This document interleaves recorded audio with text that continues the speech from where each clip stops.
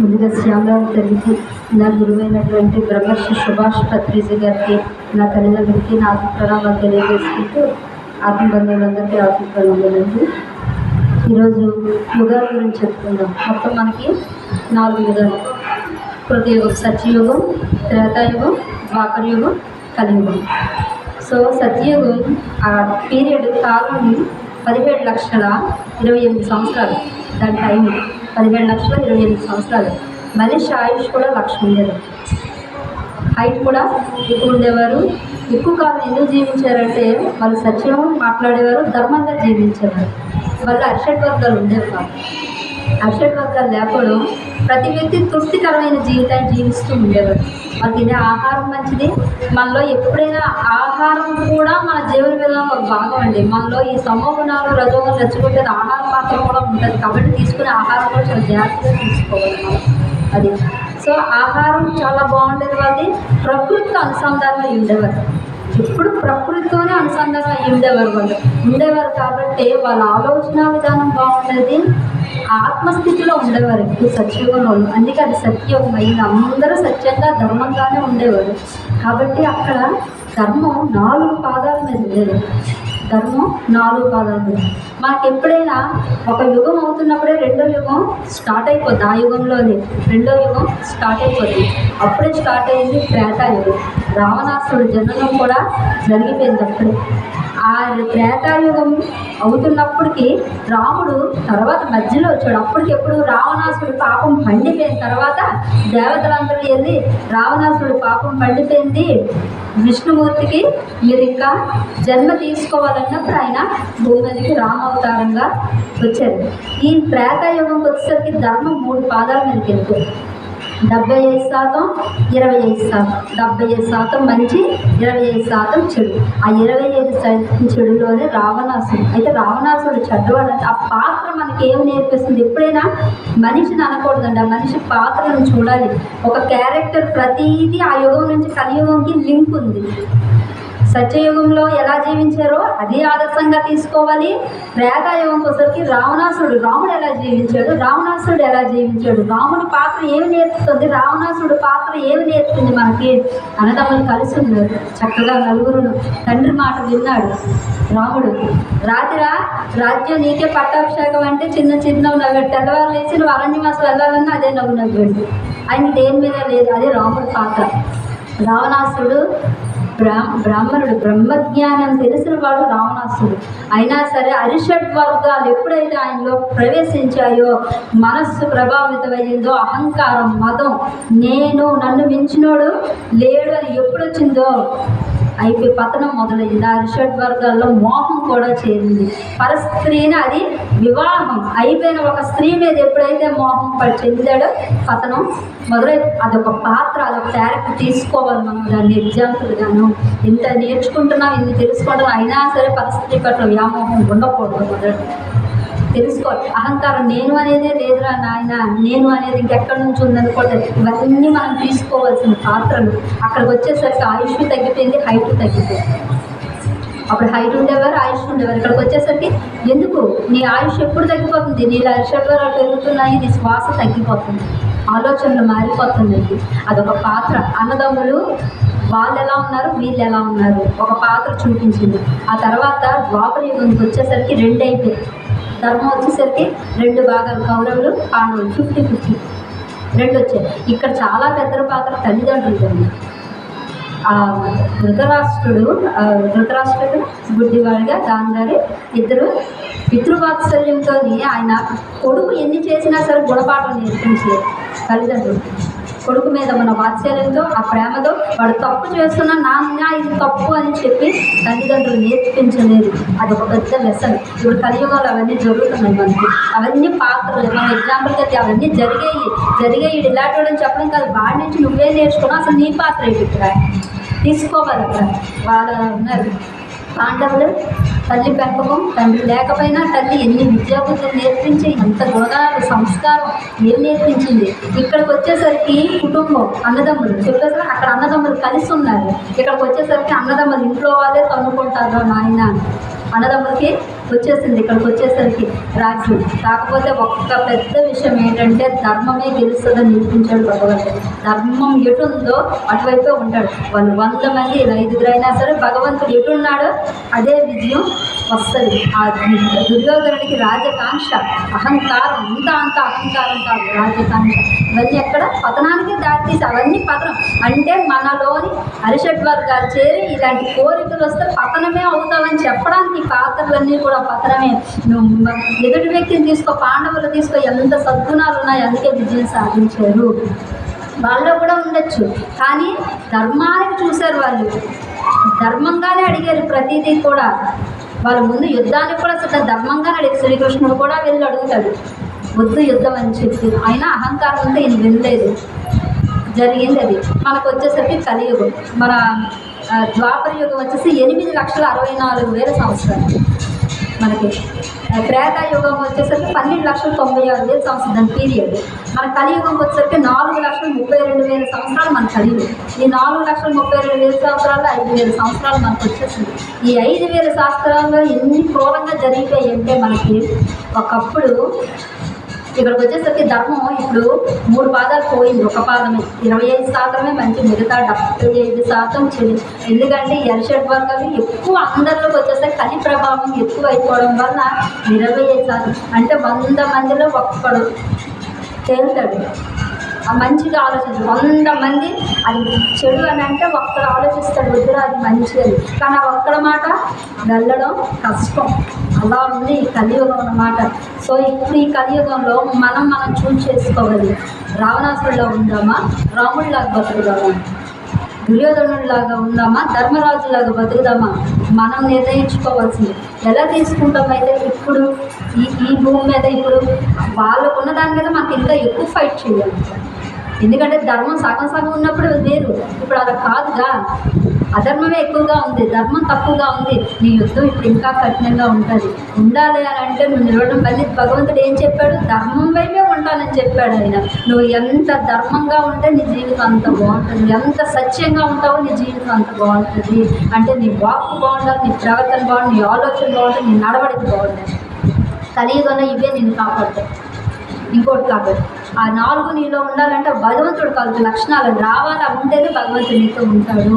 భగవంతుడు ఉండేది హృదయస్థానం, అంతరంలో ఉంటాడు. నీ అంతరం అశుద్ధిగా ఉన్నదా, మలం ఉంది, లోపల అశుద్ధి ఉంది, ఎలా వచ్చి ఆయన కూర్చుంటాడు? హృదయంలోని నీ హృదయం శుద్ధి అయితే కదా ఆయన రాగలడు. అలాంటిది నువ్వు ఎంత సాధన చేస్తే శుద్ధి అవుతుంది లోపల. సత్యయుగంలో అందరూ తపస్సు చేసేవారు, అప్పుడు విగ్రహారాధన లేదు. సత్యయుగంలో విగ్రహారాధన లేదు, అందరూ తపస్సు చేశారు. అప్పుడు మహర్షులందరూ కలియుగం ఇలా ఉంటుంది, చాలా ప్రమాదం. కలియుగానికి ఒక విగ్రహాన్ని ఇవ్వకపోతే మాత్రం, ఆకారాన్ని ఇవ్వకపోతే భగవంతుడు వీళ్ళు ఈ విగ్రహం దేనికంటే నిగ్రహం ఉండడానికి మనకి ఈ నిగ్రహం కోల్పోతారు. విగ్రహం లేకపోతే నీకు నిగ్రహం ఎక్కడ ఉంటుంది? అంతేనే ప్రత్యక్ష సూర్యమూర్తి. ఎంతకంటే దండం పెడతాం చెప్పండి? 1 నిమిషం కూడా కష్టం. అంటే నిరాకార రూపుడు ఆకారం లేనివాడు ఒకడు ఉన్నాడు అని అంటే నువ్వు దండం పెడతావా? చూస్తావు అసలు? ఇక్కడే భయపడట్లేదు, ఇలా ఉన్నాడంటేనే నువ్వు భయపడట్లేదు, ఇంకేం భయపడతావు?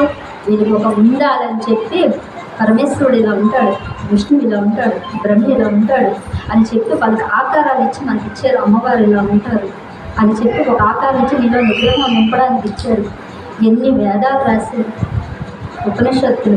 ఎందుకు ఇవన్నీ అందించారంటే నిన్న నాన్నగారు చెప్పారు, ఒకప్పుడు భూమండలం అంతా ఒకటే, త్రేతాయుగంకి సత్యయుగం ద్వాపరయుగంకి అంతా ఒకటే. కలియుగం నుంచే ఇది సెపరేట్ అయింది. ఫలానా దేశం, ఫలానా రాష్ట్రం, ఫలానా మతం, ఫలానా భాష. అంత ముందంతా సంస్కృతమే కదండి. ఆ తర్వాత అన్ని భాషలు పుట్టాయి, రాష్ట్రాలు పుట్టాయి, దేశాలు పుట్టాయి. అంతా అయ్యి భారతదేశం దేశం అయ్యింది. కానీ భారతదేశం దేశం కాదు, భరత భూమి. అసలు భారతదేశం భరత భూమి, భారతదేశం అయ్యింది మంది. ఆ దేశం ఎప్పుడు వచ్చాయి? ఇవన్నీ సెపరేట్ అవుతుంది. మనకి ప్రణవానంద దాస్ గారు ఇస్కాన్ ఆయన ఒక మాట చెప్పారు. అప్పుడు అడిగారు అనమాట, భారతదేశం ఎందుకు అంత స్పెషాలిటీ? ఆయన చెప్పారు, నీవు డబ్బు సంపాదించాలంటే అమెరికా వెళ్ళు, టెక్నాలజీ నేర్చుకోవాలంటే జపాన్ వెళ్ళు, కానీ వేదం నేర్చుకోవాలంటే భారతదేశానికి రా. వేదం నేర్చుకోవాలంటే భారతదేశానికి రా, ధర్మం తెలుసుకుంటావా? భారతదేశానికి రా. మన ఇల్లుంది, చాలా ఎగ్జాంపుల్ చాలా సింపుల్ చెప్పారు. మన ఇల్లుంది, మన పూజ గది సెపరేట్, మిగతా అన్ని గదులు ఉంటాయి. మిగతా అన్ని గదిలో చెప్పులతో తిరిగేస్తున్నాము, బట్టలు ఎక్కడ పెడితే అక్కడ విసిరేస్తాము, పిల్లలు వేసారు, మనం ఇచ్చేసారు. కానీ పూజ గదిలోకి ఎలా ఎంటర్ అవుతాం? మడి బట్టలతో, మంచి బట్టలతోని చెప్పులు ఇప్పేసి శుద్ధిగా లోపలికి వెళ్తాం. మిగతా దేశాలన్నీ మిగతా గదులు అయితే భారతదేశం పూజ గది, భారతదేశం పూజ గది అంటే ఎంత పవిత్రమైన దేశం ఉంటుందండి. అలాంటి దేశంలో మనం పుట్టాం. వేద భూమి, పుణ్యభూమి, ధర్మభూమి అంతా భారతదేశమే. ఇక్కడే నువ్వు ధర్మం తెలుసుకుంటావు, ఇక్కడే తెలుసుకో. సత్యం తెలుసుకుంటావు, ఇక్కడే ఉన్నది. వేదం తెలుసుకుంటావు, ఇక్కడ. అలాంటి దేశంలో పుట్టాము. మిగతా దేశాల్లో డబ్బు సంపాదించడానికే వెళ్తాం. సంస్కృతి నేర్చుకోవాలి, సాంప్రదాయం నేర్చుకోవాలి. భారతదేశంలో ఇంకో దేశంలో లేదు. మనకి గంగాధర శాస్త్రి గారు భగవద్గీత చెప్తారు. ఆయన ఒక మాట చెప్పారండి భగవద్గీతల గురించి చెప్తూ, భారతదేశం గురించి చెప్పారు. నా దేశం భగవద్గీత, నా దేశం అగ్ని పునీత సీత, నా దేశం కరుణాతరంగా, నా దేశం సంస్కార గంగ. భారతదేశం అంతా అలాంటి దేశంలో పుట్టామండి. మన పిల్లలకి మన దేశం యొక్క గొప్పతనం మనమే చెప్పాలి, వాళ్ళకి తెలియజేయాలి. సో నాన్నగారు చెప్పడం వల్లే నాకు ఈ టాపిక్ వచ్చిందండి. ఈ పేపర్ రాసి తెచ్చాక, సరే ఉట్టి పేపర్ చదవద్దు, మన యుగాల గురించి మన గురించి చెప్పి ఈ పేపర్ చదువుదామని చెప్పి నేను మళ్ళీ ఆ టాపిక్ అంతా రాసుకొని వచ్చాను. ప్రసాదరావు గారు పవిత్ర భూమి, భారత భూమి అని ఒక రచన రాశారు. దాని గురించి కొద్దిగా చెప్తానండి.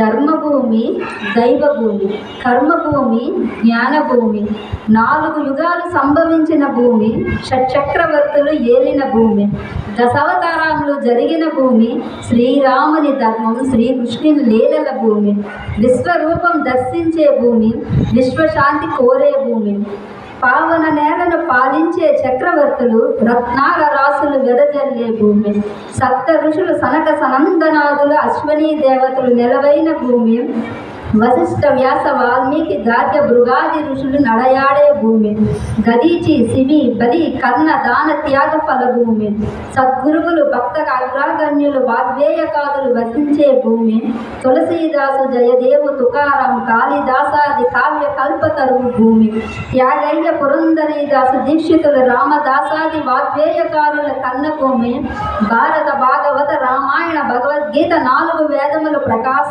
భూమి, కలియుగ దైవాన్ని అన్నమయ వెంగమాంబ పద రజంబుల పావన భూమి, గంగా గోదావరి కృష్ణ యమున సరస్వతి ఇత్యాది నదుల పునీత భూమి, 12 జ్యోతిర్లింగాలు 11 శక్తి పీఠాలతో విరాజిల్లే భూమి, వింధ్య మేరు పర్వతాలు తపోవనం హిమాలయాలతో తేజరిల్లు భూమి, సాధు సంపత్ నాగ సాధువుల యోగుల ధ్యాన ముక్తి భూమి, జగద్గురువు శంకరాచార్య రామానుజాచార్య వివేకానంద వాణి భూమి, విశ్వకవి రవీంద్రనాథ్ జనగణమన వినిపించే ప్రతిధ్వని భూమి, కవులకు కొలువై రచయితలకు నిలవై కవిత నిండిన భూమి, రాజరాజ నరేంద్రుని నవరత్నాలు కృష్ణదేవరాయల అష్టదిగ్గజాల కొలువైన భూమి, సతీ అరుంధతి సుమతి అనసూయ సావిత్రి సుకన్యాది పతివ్రతల భూమి, అహింస ప్రేమ దయ కరుణ సత్యం శాంతి నిండిన భూమి, సప్త ఋషులు మనువు ఋషి సాంప్రదాయం మానవ భూమి,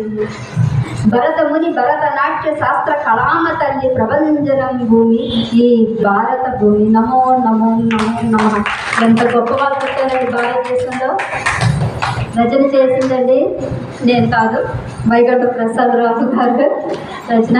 వైగంట ప్రసాదరావు గారు మా నాన్నగారండి. అంటే ఇందులో చాలా నాకు మాత్రం చాలా సపోర్ట్ చేస్తున్నారు. ఇలాగే చాలా రాసిస్తారు. శ్యామలాంబ పండుగలో నా యూట్యూబ్ ఛానల్లో ఉంది, శ్యామలాంబ వైభవం రాశారు. చాలా అద్భుతంగా రాశారు. అదొక వీడియో చేసి పెట్టాను అనమాట. సో ఆయన వల్ల ఈరోజు ఈ సబ్జెక్ట్ వచ్చిందండి. నాన్నగారు గట్టిగా ఒకసారి గట్టిగా చెప్పండి. జరుగుతుందండి. Thank you. ఉద్దేశించిన కర్తవ్య బోధే భగవద్గీత. భగవద్గీత అంటే ఏంటి? కర్తవ్య బోధ అంటే మనిషి పుట్టి నుంచి మరణించేలోపు ఈ మధ్యలో ఉన్న ఈ కాలాన్ని ఎంత అత్యద్భుతంగా తీర్చిదిద్దుకోవచ్చో భగవద్గీత మనకు నేర్పిస్తుందండి. అయితే ఇప్పుడు ధర్మం గురించి దివ్యం చెప్పడం నాకు ఒకసారి మాట్లాడాలనిపిస్తుంది. అంటే అంటే భగవద్గీత మొత్తం సారాంశం అంతా కూడా ధర్మం అనే ఈ ఒక్క పదంలోనే ఉంటుందండి. అంటే భగవద్గీత స్టార్టింగ్ విత్ ధర్మ అండ్ విత్ మమకు సంబోధన అవుతుంది. అంటే మమ అంటే నా యొక్క శరీరాన్ని, అంటే నా యొక్క దేహాన్ని, నా యొక్క క్షేత్రాన్ని ధర్మబద్ధంగా ధర్మయుక్తంగా నడిపించడం ద్వారా మాత్రమే ఈ జన్మ, ఈ క్షేత్రం, ఈ శరీరం పునీతమవుతుందని శ్రీకృష్ణ పరమాత్మ భగవద్గీతలో చెప్పడం సంక్షిప్త సారాంశం ఇదేనండి. అయితే శ్రీరామచంద్రమూర్తి ధర్మమే దైవంగా భావించి తను ఆచరించి చెప్పడం కాదండి, ఆచరించి ప్రపంచానికి చాటి చెప్పారు. అందుకు ఆయన ఇప్పటికీ కూడా దైవంగా మనకు కొలుస్తాం అన్నమాట. అంటే ధర్మం అంటే ఏంటండి? ధర్మం అంటే సర్వజనమోదయోగ్యమైన ఏ కర్మను ఆచరించడం వల్ల అందరికీ సుఖం కలుగుతుందో అట్టి పని పేరు, అట్టి మార్గం పేరు ధర్మం. ఇది ధర్మం. అయితే ఇప్పుడు మనం జ్ఞానం లభించకుండా మోక్షం రాదండి. అయితే జ్ఞానం లభించాలంటే భగవద్గీతలో అసలు భగవద్గీత అంతా కూడా 3 భాగాలు విభజించారండి సింపుల్గా. అంటే మొదటి అధ్యాయం నుంచి 6వ అధ్యాయం వరకు ఉన్న ఈ 6 అధ్యాయాన్ని కర్మశతకంగాను, 7వ అధ్యాయం నుంచి 12వ అధ్యాయం వరకు ఉన్న ఈ 6 అధ్యాయాన్ని భక్తి శతకంగా, 13వ అధ్యాయం నుంచి ఈ 18వ అధ్యాయం వరకు ఉన్న ఈ 6 అధ్యాయాన్ని జ్ఞాన శతకంగా విభజించారు. అంటే ఈ కర్మలని ఫస్ట్ 6 ఏంటండి? ఈ కర్మలని భక్తి శ్రద్ధలతో ఆచరించినట్లయితే జ్ఞానం లభించినట్లయితే ఇప్పుడు లలితపారాయణం చేసుకుంటారు. ఏం కావాలి? అమ్మకి ఏకాగ్రత కావాలి. ఏకాగ్రత ఎవరికైతే ఉంటుందో అగస్త్యుల వారికి హైగ్రీవుల స్వామి వారు ఏం చెప్తారండి? అగస్త్య ఏకాగ్రత ఉన్న వాళ్ళని కూర్చోబెట్టు చెప్పు అంటే ఏకాగ్రత మెయిన్. కాబట్టి భక్తి శ్రద్ధలతో ఆచరించినట్లయితే జ్ఞానం లభించినట్లే. అయితే కర్మలంటే ఏంటండి? అమ్మను మనం చేసే రోజువారి పనుల కాదండి. నిష్కామ కర్మే కర్మ. అంటే ఫలాపేక్ష లేకుండా చేసే కర్మ అండి. అది ఏ పనైనా సరే మంచి పని. ఫలాపేక్ష లేకుండా చేసే కర్మే కర్మ. అంటే వేదోక్తమైన కర్మలేనండి. అంటే వేదం మనకి ఏదో కర్మని చెప్తుంది అన్నమాట. ఏమని? లోకహితం కోసం, లోకక్షేమం కోసం మాత్రమే పొందలించే. ఇప్పుడు త్రివేణి చేస్తుంది ఏంటి? అందరూ ఉత్తమమైన జీవన విధాన మార్గంలోకి వెళ్ళాలని ఆరాధనతో చేస్తుందండి. నేను ఇప్పుడు 2 ఏళ్ళ నుంచి చేస్తుందంటే లోకహితం కోసం. ఇది ఒక యోగం. యోగం అంటే ఏమిటి? పరమాత్మలో జీవుడు ఐక్యం అవ్వడమే యోగం. ఇది ఒక యోగం. ఇంతకు మించి ఇంక యోగం అనేది లేదు. అయితే ఈ పనుల్ని లోకహితం కోసం, లోకక్షేమం కోసం మాత్రమే పొందొచ్చు. స్వార్థాన్ని విడనాడు, నైపుణ్యంతో పనులుంటాయి. అంటే ఇది నా పని, ఈ పని అనే తేడా ఉండకుండా ఏ పనైనా మనకు ఒకటే. అలాంటప్పుడు అంటే మనం ఏ పనైనా అలాగే చేస్తామండి. ఒక లలితపారాయణమైన, ధ్యానమైన ఏ పనైనా అలాగే చేస్తాం. భక్తి శ్రద్ధలతో అంటే నైపుణ్యంతో పనులు చేయాలి. ఫలాపేక్ష లేకుండా పనులు చేయాలి. ఫలప్రదాతైనటువంటి ఆ పరమాత్మకి ఐక్యతో అనే ఆలోచనతో పనులు చేయాలి. దీనికి ఎంతో అటాచ్ కావాలని చెప్తున్నారు శ్రీకృష్ణ పరమాత్మ. ఇలా కనుక చేసినట్లయితే జ్ఞానం ఆటోమేటిక్గా వస్తుంది. ఎలా వస్తుంది? మనసు ఏమవుతుంది? ప్యూర్ అయిపోతుంది, శుద్ధ అయిపోతుంది. ఎలా కనుక మనం కర్మలు చేస్తే ఇంతే సింపుల్ అండి. భగవద్గీత మొత్తం సంక్షిప్త సారాంశం అంతా కూడా ఇస్తాయి. కాబట్టి ఇంకా టైం అవుతుంది. జ్ఞానం గురించి చెప్పాలంటే ఇంకా పోలించండి. అంటే భగవద్గీత డాక్టర్ శ్రీ నారాయణ రెడ్డి గారు చెప్పారండి, నా దేశం భగవద్గీత, నా దేశం అగ్ని పునీత సీత. అగ్ని పునీత సీత ఎవరు? మానవులు అనేది కాదండి, సాక్షాత్ అగ్నిదేవుడు వచ్చి చెప్పారు. అగ్ని పునీత సీత. నా దేశం కరుణాంతరంగా, నా దేశం సంస్కారంగా. అంటే ఈ మట్టిలో ఉందండి, ప్రతి అణువణువులో కూడా ఉంది ఆ కరుణ, ఆ దయ, సంస్కారం అనేది. కాబట్టి ఏ దేశంలో కూడా స్త్రీలు చెప్పినట్టుగా డబ్బు కోసమే పరిగెడతారు. నాకు ఫోన్ కావాలంటే, కార్ కావాలంటే వేరే దేశం నుంచి తెప్పించుకోవచ్చు. కానీ జ్ఞానం కావాలంటే ఈ ఒక్క దేశంలో మాత్రమే పుష్కలంగా భగవద్గీత ఇంకా పుష్కలంగా దొరుకుతుంది. కాబట్టి ప్రతి ఒక్కరు కూడా రోజు ఒక పావుగంట భగవద్గీత పఠించమని ఆశిస్తున్నాను. సర్వే జన సుఖినో భవంతు. చూడండి, ఒక పదంలో ఉంది సర్వే జన సుఖినో భవంతు. అంటే కంటికి కనిపించే మానవులే కాదు, కనిపించిన వాళ్ళు కూడా సుఖంగానే ఉండాలని కోరుకునే దేశం చాలా అదృష్టం. సర్వ శ్రీ కృష్ణార్పణమస్తు. నాకు ఈ అవకాశం ఇచ్చిన ఆత్మీయులందరికీ కృతజ్ఞతలు. సరే.